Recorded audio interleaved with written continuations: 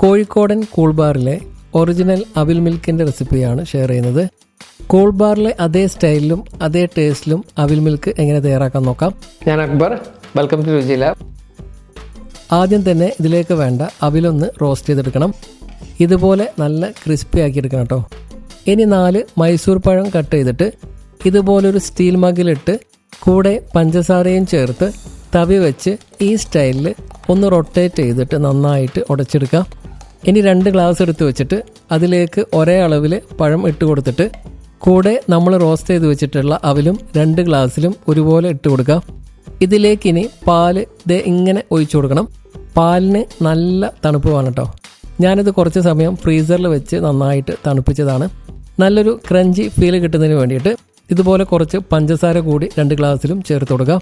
ഇനി സ്പൂൺ വെച്ച് നന്നായിട്ട് മിക്സ് ചെയ്ത് കൊടുക്കണം. പാലും അവിലൊക്കെ നന്നായിട്ട് ഇതിൽ മിക്സ് ആവണം. അവസാനമായിട്ട് ഇതിലേക്ക് റോസ്റ്റ് ചെയ്ത കുറച്ച് കപ്പലണ്ടി ചേർക്കാം. ഈ സമയത്ത് നിങ്ങൾക്ക് വേണമെന്നുണ്ടെങ്കിൽ ബൂസ്റ്റോ ഐസ്ക്രീമോ ചേർക്കാവുന്നതാണ്.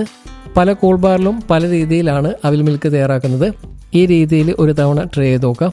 ഇതുപോലുള്ള ടേസ്റ്റി റെസിപ്പികൾക്ക് വേണ്ടിയിട്ട് ചാനൽ സബ്സ്ക്രൈബ് ചെയ്യാം. ഇതിൻ്റെ ഒരു ഡീറ്റെയിൽഡ് റെസിപ്പി വീഡിയോ താഴെ ലിങ്കിൽ ക്ലിക്ക് ചെയ്ത് കാണാം.